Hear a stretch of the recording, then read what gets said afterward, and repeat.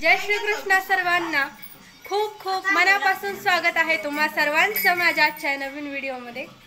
तर कालच्या व्हिडिओमध्ये मी तुम्हाला सांगितलं की आम्ही कथेसाठी जाणार आहोत आणि आजची कथा खूपच सुंदर आहे। तिथे कसा पाळणा वगैरे सजवलाय सतीच्या जन्मासाठी, तर तेही मी तुम्हाला आजच्या व्हिडिओमध्ये दाखवते।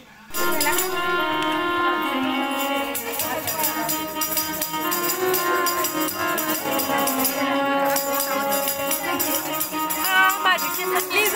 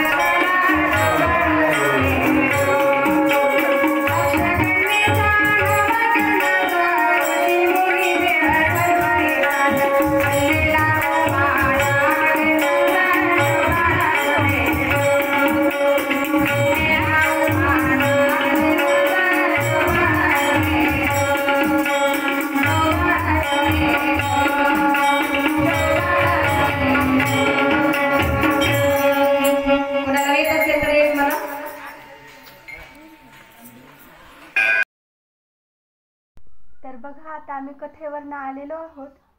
मी कपडे वगैरे चेंज करून बसले बघा, मेकअप वगैरे करून। आणि कथा सुरू व्हायच्या अगोदर इतका जास्त पाऊस आला होता ना, काय सांगावं।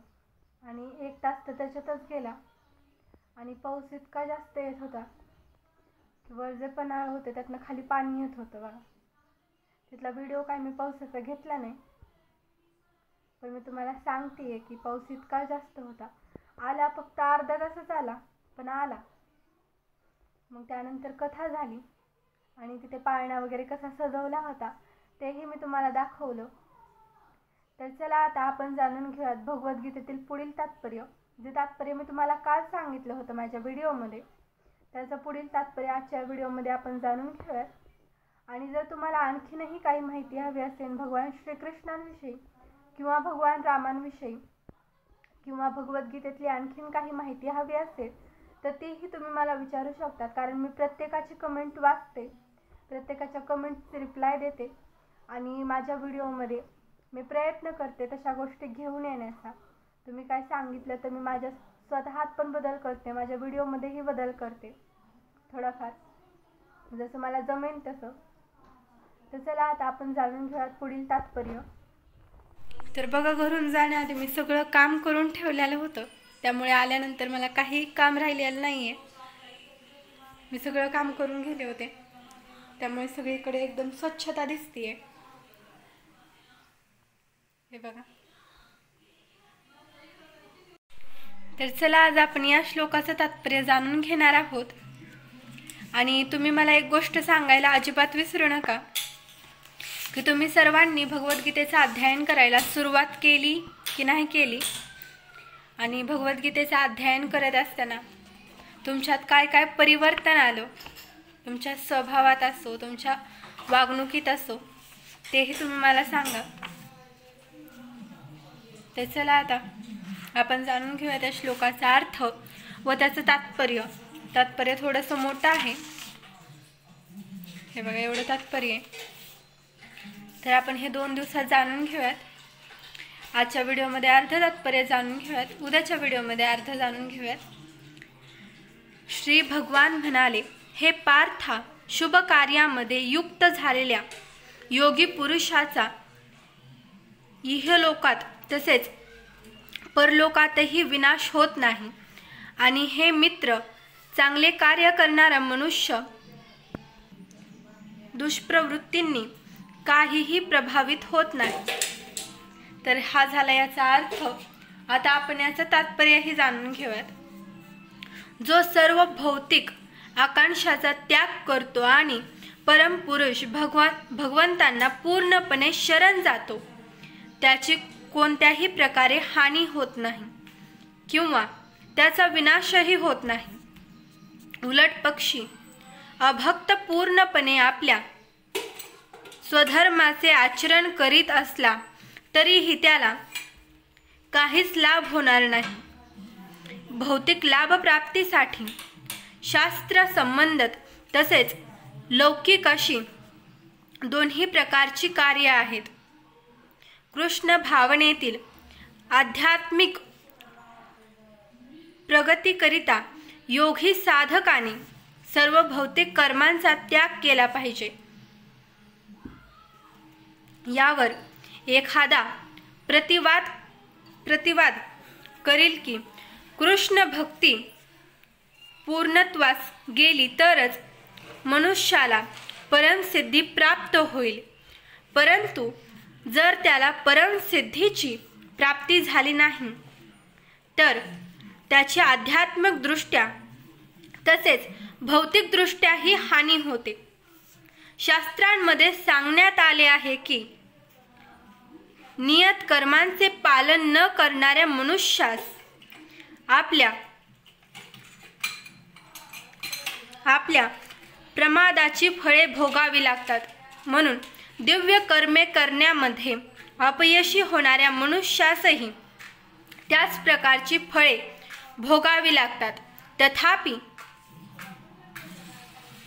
श्रीमद भागवत सांगते की अपयशी योगी पुरुषाला चिंता करण्याची मुळीच आवश्यकता नाही.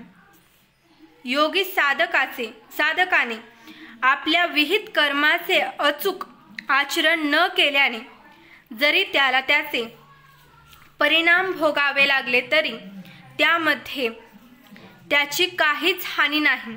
कारण शुभकारक कृष्ण भावनेचे विस्मरण कधीच होत नाही आणि कृष्ण भावनेमध्ये युक्त असलेला मनुष्य पुढील जन्मी निम्न कुळात जन्माला आला तरी तो कृष्ण भावनेतच संलग्न राहतो.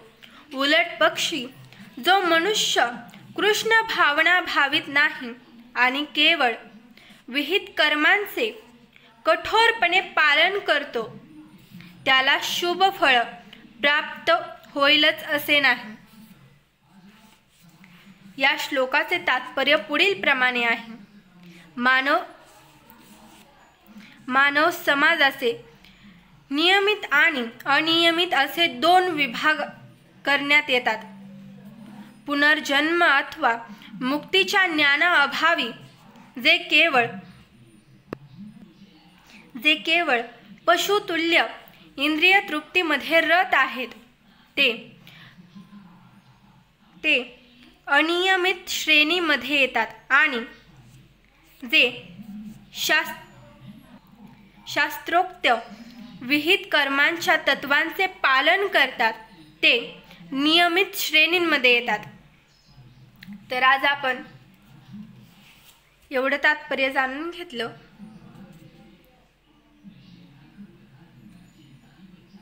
इथपर्यंत, तर याचं पुढील तात्पर्य ही इतकंच सुंदर आहे, असं म्हणलं तरी काही वावगं ठरणार नाही की याहूनही जास्त ते तात्पर्य सुंदर आहे.